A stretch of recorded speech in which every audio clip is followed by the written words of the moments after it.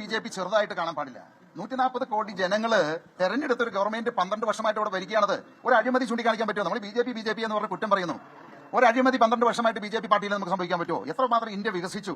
അങ്ങനെ നമ്മുടെ 2020 B J പിയിലേക്ക് ചേർന്നിട്ടുണ്ട്. ഇത് കുറച്ച് കാലമായിട്ട് നമ്മൾ കേട്ടുകൊണ്ടിരുന്നതാണ്. അതായത് ഇവർ പതുക്കെ ആ സൈഡിലേക്കുള്ള ചായ്വ് ഉണ്ടെന്നൊക്കെ. കാരണം ഇങ്ങനെ ഇവിടെ ബാക്കിയുള്ള പാർട്ടിക്കാരൊക്കെ ഇട്ടിട്ട് നന്നായിട്ട് കഷ്ടപ്പെടുത്തിയിട്ടുണ്ട്. ഇങ്ങനെ ഒരു ഇതൊക്കെ കെട്ടിപ്പൂട്ടി അയൽ സംസ്ഥാനങ്ങളിലേക്കൊക്കെ പോയി. അപ്പോൾ അതിൻ്റെ പ്രധാന കാരണം ഇവിടെയുള്ള ഗവൺമെൻറ്റോ അല്ലെങ്കിൽ ഇവിടുത്തെ രാഷ്ട്രീയ കക്ഷികളോ ഇങ്ങേർക്ക് പ്രോപ്പറായിട്ടുള്ള സഹായം ചെയ്യാനിട്ടാണ്. അതൊക്കെ പോട്ടെ, അതൊക്കെ പുള്ളിയുടെ കാര്യം. ഇങ്ങനെ നമ്മുടെ കിഴക്കമ്പലത്ത് വളരെ വൃത്തിയായിട്ട് നല്ല ഭംഗിയായിട്ട് ഭരിക്കുന്നുണ്ട്. അവിടെയുള്ള ആൾക്കാരെല്ലാം ഹാപ്പിയാണ്. അതുകൊണ്ട് തന്നെ ഒരുപാട് പേർക്ക് ഒരുപാട് ഗുണങ്ങൾ കിട്ടുന്നതുകൊണ്ട് തന്നെ വീണ്ടും വീണ്ടും ഒരു അധികാരത്തിലും വരുന്നുണ്ട്. പക്ഷേ ഇവിടെ ഈ പുള്ളി ചോദിക്കുന്ന ഒരു ചോദ്യം കുറച്ച് വാലിഡാണ്. 12 വർഷമായിട്ട് ഭരിച്ചിട്ട് നിങ്ങൾക്ക് പറയാനായിട്ട് എന്തൊക്കെ അഴിമതികളുണ്ട്? ശരിയല്ലേ? ഞാനും ആലോചിക്കുമ്പോൾ ഒന്നും കിട്ടുന്നില്ല. പക്ഷേ കഴിഞ്ഞ 10 വർഷമായിട്ട് ഭരിക്കുന്ന വേറൊരു പാർട്ടിയുടെ അഴിമതികൾ ചോദിച്ചാൽ ഒരുപാടുണ്ട്. അയ്യപ്പനെ വരെയും അടിച്ചു മാറ്റി വിറ്റ് കഴിഞ്ഞിട്ടുണ്ട് അവർ. അപ്പോൾ അങ്ങനെ ആലോചിക്കുമ്പോൾ ശരിക്കും പറഞ്ഞാൽ ഇവിടെ ഒന്നുമില്ല. അതേസമയം കഴിഞ്ഞ 10-12 വർഷത്തിൽ ഇന്ത്യക്ക് ഒരുപാട് മാറ്റങ്ങൾ വന്നിട്ടുണ്ട്. ഒരുപാട് പുതിയ റോഡുകൾ വന്നിട്ടുണ്ട്. ഒരുപാട് പുതിയ കാര്യങ്ങൾ നാട്ടിൽ നടന്നിട്ടുണ്ട്. കളിയാക്കിയിരുന്ന ആൾക്കാരുടെ മുന്നിലൂടെ ഇപ്പോൾ ഓരോ പ്രായമുള്ള ആൾക്കാർ, ഒരു കുട്ടികൾ ഉൾപ്പെടെ QR കോഡ് സ്കാൻ ചെയ്ത് പേ ചെയ്ത് തുടങ്ങി. ഡിജിറ്റൽ ഇന്ത്യ ആയിട്ടുണ്ട്. അപ്പോൾ അങ്ങനെയൊക്കെ നോക്കുമ്പോൾ നല്ലതല്ലേ? പക്ഷേ വേറൊരു കുഴപ്പമുണ്ട്. കുഴപ്പമെന്ന് വെച്ചാൽ രാമനാണ് കുഴപ്പം, സീതയാണ് പ്രശ്നം. ഈ രാമനും സീതയും കുറേ ഹിന്ദു പ്രശ്നങ്ങളുമാണ് ഏറ്റവും വലിയ കുഴപ്പം കൊടുത്തത്. ഇവന്മാരെ വോട്ട് ജയിപ്പിച്ചാൽ പിന്നെ നമുക്ക് ബീഫ് കഴിക്കാൻ പറ്റില്ല. അങ്ങനെ കുറച്ച് പ്രശ്നങ്ങളുണ്ട്. അത് സ്വാഭാവികമായിട്ടും ഉള്ളതാണ്. അതും കൂടി ഒന്ന് ശരിയാക്കി കഴിഞ്ഞാൽ ഞാൻ അവർക്ക് വോട്ട് ചെയ്യുള്ളൂ.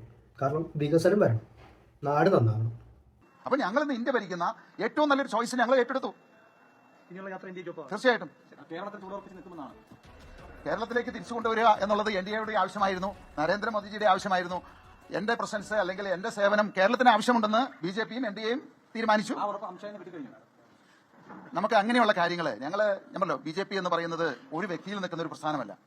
അതിൽ പ്രധാനമന്ത്രി മുതൽ എല്ലാ ആളുകളും അറിയാതെ ഏതെങ്കിലും ഒരു തീരുമാനം ആർക്കെങ്കിലും എടുക്കാൻ സാധിക്കും. അതിൽ അപ്പോൾ അറിയേണ്ടവർ അറിഞ്ഞിട്ടുണ്ട്, അറിയിച്ചിട്ടുണ്ട്, അവരുടെ കൺസെന്റോട് കൂടിയാണ്. അതുകൊണ്ട് തന്നെയാണ് നാളത്തെ ചടങ്ങിൽ പ്രധാനമന്ത്രിയുടെ സാന്നിധ്യത്തിൽ തന്നെ ഈ ചടങ്ങ് നടക്കുന്നത്. 2020 ടീം നാളെ മുഴുവനായിട്ട് ഇവിടെ എത്തുന്നുണ്ടോ? അത് ആവശ്യമുള്ള ആളുകൾ വരും. പക്ഷേ വലിയ കാര്യമില്ല. കാരണം ആ കിഴക്കമ്പലത്തിൻ്റെ പുറത്തേക്ക് ഇവർ പലയിടത്തും പല സ്ഥാനാർത്ഥികൾ നിർത്തിയതൊക്കെ പൊട്ടിയിട്ടുണ്ട്. 8 നിലയിൽ തകർന്നിട്ടുണ്ട്. ഒന്നാമത്തെ പ്രശ്നം നല്ല നല്ല സ്ഥാനാർത്ഥികളെ കിട്ടാനില്ല എന്നുള്ളതാണ്. BJP നിർത്തുന്ന ആൾക്കാരെ കണ്ടെത്തി നമുക്ക് വോട്ട് ചെയ്യാൻ തോന്നില്ല. കാരണം വാ തുറന്ന വിടുവായത്തരവും വെടലത്തരവും പറയുന്ന ആൾക്കാരാണ് ഒരു ഇതെല്ലായിടത്തും നിൽക്കുന്നത്. കുറച്ചെങ്കിലും വെളുപ്പും ബുദ്ധിയും വിദ്യാഭ്യാസമുള്ള ആൾക്കാരെ നിർത്താനായിട്ട് പറ്റുന്നില്ല അവർക്ക്. അപ്പോൾ പിന്നെ ജയിക്കാനുള്ള സാധ്യത കുറവല്ലേ. ഇനി BJPയുടെ മറ്റൊരു ന്യൂസ് ഉണ്ട്. അത് എന്നെ പോലുള്ളവർക്കൊക്കെ വളരെ വലിയ ആശ്വാസം തന്നെയാണ്. മധ്യവർഗത്തെയും വിവാഹിതരായ ദമ്പതികളെയും സംബന്ധിച്ചിടത്തോളം ചരിത്രപരമായ ഒരു മാറ്റത്തിന് ഈ ബജറ്റ് സാക്ഷ്യം വഹിച്ചേക്കാം. പണപ്പെരുപ്പവും വർദ്ധിച്ചു വരുന്ന ജീവിത ചെലവും സാധാരണക്കാരന്റെ പോക്കറ്റ് ചോർത്തുന്ന കാലഘട്ടത്തിൽ നികുതി ഭാരം ലഘൂകരിക്കാനുള്ള സർക്കാരിന്റെ നീക്കങ്ങൾ എന്തൊക്കെയാണെന്ന് ആഴത്തിൽ പരിശോധിക്കേണ്ടതുണ്ട്. നിലവിലെ ഇന്ത്യൻ നികുതി നിയമം അനുസരിച്ച് വിവാഹിതരാണെങ്കിലും അല്ലെങ്കിലും വ്യക്തിഗതമായിട്ടാണ് ഓരോരുത്തരും നികുതി കണക്കാക്കുന്നത്. അതാണ് സീൻ. അപ്പം നികുതിയാണ് സീൻ. നികുതി സീൻ എന്ന് വെച്ച് കഴിഞ്ഞാൽ ഇപ്പോൾ നമ്മുടെയൊക്കെ അവസ്ഥ എന്താ? നമ്മൾ കുടുംബം നോക്കുന്നുണ്ട്. ഒരു ഏതൊരാളായാലും അയാളുടെ ഭാര്യ, മക്കള്, അച്ഛനമ്മ, ഇങ്ങനെ പല കാര്യങ്ങളുണ്ടാവും. ഇതിൻ്റെ എല്ലാ ചെലവുകളും എടുക്കുന്ന ഒരു വ്യക്തി ഉണ്ടാവാം. പക്ഷേ ആ വ്യക്തിക്ക് ഒരു പർട്ടിക്കുലർ റേഞ്ച് കഴിഞ്ഞാൽ 30% ടാക്സ് പോകുന്നത്. ഇനി ഇന്ത്യൻ പരിപാടി അനുസരിച്ച് ഈ ടാക്സ് കൊടുക്കുന്ന ആൾക്കാർ വളരെ ചുരുക്കമാണ്. 140 കോടി ജനങ്ങളിൽ വളരെ നിസ്സാര കോടി ആൾക്കാരാണ് ഈ ടാക്സ് കൊടുക്കുന്നത്. അതാരാ? ഈ ജോലിയുള്ള അല്ലെങ്കിൽ പ്രൈവറ്റ് ഫേമുകളിൽ വർക്ക് ചെയ്യുന്ന അല്ലെങ്കിൽ ഗവൺമെൻറ് ഫേമുകളിൽ വർക്ക് ചെയ്യുന്ന, പറയുമ്പോൾ ശമ്പളം കയ്യിലേക്ക് ഡയറക്റ്റ് അക്കൗണ്ടിലേക്ക് വരുന്ന ആൾക്കാർ. അവർ മാത്രമാണ് ഈ സംഭവം ചെയ്യുന്നത്. ബാക്കി ഒരുവിധ ആൾക്കാരെല്ലാം സ്കിപ്പ് ചെയ്യുന്നുണ്ട്. ഒരുപാട് കള്ള കണക്കുകൾ എഴുതി വിടുന്നുണ്ട്. പല പരിപാടികളും നടക്കുന്നുണ്ട്. അപ്പോൾ ഇങ്ങനെയുള്ള ആൾക്കാർക്ക് ഒരു 10-20 ലക്ഷമൊക്കെ കഴിഞ്ഞാൽ ഒറ്റയടിക്കാണ് 30% കട്ടായി പോകുന്നത്. അതായത് 1 ലക്ഷം പിന്നെ എക്സ്ട്രാ കിട്ടിക്കഴിഞ്ഞാൽ അതിനകത്ത് 30,000 രൂപ അങ്ങ് പോകും. അപ്പോൾ അതൊരു സുഖമുള്ള ഏർപ്പാടല്ല അല്ലേ? ഇപ്പോൾ ഒരു എക്സാമ്പിൾ പറയുവാണെങ്കിൽ, ഒരു സാധാരണ ഇപ്പോൾ ഞാനൊരു ജോലിക്കാരനാണ്. എൻ്റെ കമ്പനിയിൽ എനിക്കൊരു ബോണസ് എന്ന് പറഞ്ഞ സംഭവം ഒരു വർഷത്തിൻ്റെ അവസാനം തരുവാണെങ്കിൽ അതിപ്പോൾ ഒരു 3 ലക്ഷമാണെങ്കിൽ അതിൻ്റെ ഒരു 90,000 രൂപ കട്ടിക്കറ്റേ കിട്ടുള്ളൂ. ആ 3 ലക്ഷത്തിന് വേണ്ടി പണിയെടുത്തവനാണ് ഞാൻ. പക്ഷേ അതിൻ്റെ 30%, ഒരു 20% കൂടി കൂട്ടിയാൽ പകുതി ഗവൺമെൻറ്റായിട്ട് പങ്കുവെക്കായിരുന്നു. അപ്പോൾ അങ്ങനത്തെ ഒരു സിറ്റുവേഷനാണ് ഇപ്പോൾ നിലനിൽക്കുന്നത്. ഇതെല്ലാവരും ടാക്സ് അടയ്ക്കുന്നുണ്ടെങ്കിൽ ഓക്കെ, പക്ഷേ ഇത് വളരെ കുറച്ച് ആൾക്കാർ മാത്രമാണ് അടയ്ക്കുന്നത്. അല്ലെങ്കിൽ ഒരു മിഡിൽ ക്ലാസ് ആൾക്കാരെ മാത്രം പിഴിഞ്ഞാണ് ഇപ്പോഴത്തെ പരിപാടികൾ നടക്കുന്നത്. അപ്പോൾ അതിനൊരു മാറ്റമാണ് ഈ പറയുന്നത്. അതായത് ഒരു വീട്ടിൽ ഭാര്യയും ഭർത്താവും ഉണ്ടെങ്കിൽ ഇവർ രണ്ടുപേരുടെ ഇൻകം കൂട്ടിയിട്ട് അതിൻ്റെ ആവറേജ് എടുക്കുക. അപ്പോൾ ഈ 30% സ്ലാബിലേക്കൊക്കെ പോകുന്ന പല ആൾക്കാരും കുറയും. അപ്പോൾ ഇതിൻ്റെ ഒരു പരിപാടി എന്ന് വെച്ച് കഴിഞ്ഞാൽ ഇങ്ങനെ ചെയ്യുമ്പോൾ അപ്പോൾ നിങ്ങൾ വിചാരിക്കും ഗവൺമെൻറ്റിന് ടാക്സ് കുറയില്ല, അതവർക്ക് നഷ്ടമല്ലേ? സത്യത്തിലല്ല. കാരണം ഒരാളുടെ കയ്യിൽ കാശ് ചിലവാക്കാനായിട്ട് കാശ് വരികയാണ്. ആ ആൾ പല പല സ്ഥലത്ത് ഈ കാശ് കൊണ്ടിടും. ഞാൻ ചിലപ്പോൾ നാളെ ഒരു പുതിയ TV മേടിക്കും, അല്ലെങ്കിൽ നാളെ ഞാൻ പുതിയ പുതിയ സ്ഥലങ്ങളിൽ ഇൻവെസ്റ്റ് ചെയ്യും, പുതിയ പുതിയ കാര്യങ്ങൾ ചെയ്യും. ഞാൻ ചിലപ്പോൾ ഒരു വീട് മേടിക്കണം അല്ലെങ്കിൽ വീട് ഉണ്ടാക്കണം എന്ന് ആഗ്രഹിക്കും. അപ്പോൾ ഞാനൊരു ഹോം ലോൺ എടുക്കും. അപ്പോൾ പല സ്ഥലത്തും ഞാൻ ഈ പൈസ ഉപയോഗിക്കും. അതാണ് അവരുടെ വരുമാനം. ഓരോരുത്തരും നികുതി കണക്കാക്കുന്നത്.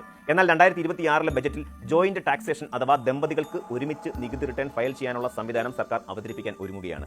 Institute of chartered accounts of India നൽകിയ ഈ നിർദ്ദേശം നടപ്പിലായാൽ അത് രാജ്യത്തെ ലക്ഷക്കണക്കിന് കുടുംബങ്ങൾക്ക് വലിയ ഗുണകരമാകും. പ്രത്യേകിച്ചും ഭർത്താവോ ഭാര്യയോ മാത്രം ജോലിയുള്ള കുടുംബങ്ങളിൽ ജോലിയില്ലാത്ത പങ്കാളിയുടെ നികുതി ഇളവുകൾ, അതായത് ബേസിക് എക്സംഷൻ ലിമിറ്റ്, നിലവിൽ ഉപയോഗശൂന്യമായി പോവുകയാണ്. പുതിയ രീതി വരുന്നതോടെ കുടുംബത്തെ ഒരു സാമ്പത്തിക യൂണിറ്റായി കണക്കാക്കുകയും ദമ്പതികളുടെ മൊത്തം വരുമാനത്തിന്മേൽ നികുതി നിശ്ചയിക്കുകയും ചെയ്യാം. ഇത് ഒരു വ്യക്തിക്ക് മാത്രം വരുമാനമുള്ള കുടുംബത്തിന്റെ മൊത്തം നികുതി ബാധ്യത ഗണ്യമായി കുറയ്ക്കാൻ സഹായിക്കും. അമേരിക്ക, ജർമ്മനി തുടങ്ങിയ വികസിത രാജ്യങ്ങളിൽ വർഷങ്ങളായി നിലനിൽക്കുന്ന ഈ രീതി ഇന്ത്യയിൽ നടപ്പിലാക്കുമ്പോൾ അത് സ്ത്രീ ശാക്തീകരണത്തിനും കുടുംബങ്ങളുടെ സമ്പാദ്യശീലം വർദ്ധിപ്പിക്കാനും ഇടയാക്കും. ഇടയാക്കിയാൽ മതിയായിരുന്നു. ഇങ്ങനെയൊക്കെ വന്നു കഴിഞ്ഞാൽ വളരെ നല്ലതാണ്. അപ്പോൾ ചില ആൾക്കാർ ചോദിക്കും, അപ്പോൾ ബാച്ചിലേഴ്സിന് ഇനിയിപ്പോൾ ജീവിക്കേണ്ടതെന്ന്. അവർ പഴയ സംഭവത്തിലൊക്കെ നടന്നു പോകും. പിന്നെ കുറേ പേരൊക്കെ ഇനിയിപ്പോൾ കല്യാണം കഴിക്കുമായിരിക്കും. കല്യാണം കഴിക്കട്ടെ ആൾക്കാരൊക്കെ. എല്ലാവരും സുഖിക്കണ്ടല്ലോ. അങ്ങനെ നമ്മളൊക്കെ അനുഭവിച്ചോളൂ, എല്ലാവരും അനുഭവിക്കട്ടെ അല്ലേ? അപ്പോൾ ഇങ്ങനെയൊക്കെയാണ് കാര്യങ്ങൾ. അപ്പോൾ ഇത്തരം കാര്യങ്ങളെല്ലാം വന്നു കഴിഞ്ഞാൽ സത്യം പറഞ്ഞാൽ BJPക്ക് വോട്ട് ചെയ്യുന്നതുകൊണ്ട് യാതൊരു തെറ്റുമില്ല. വികസനം വന്നാൽ ഞാനും വോട്ട് ചെയ്യും, നിങ്ങളും ചെയ്യും, ഇല്ലേ? പക്ഷേ മതം പറയരുത്. മതം ഒരു പ്രശ്നമാണ്.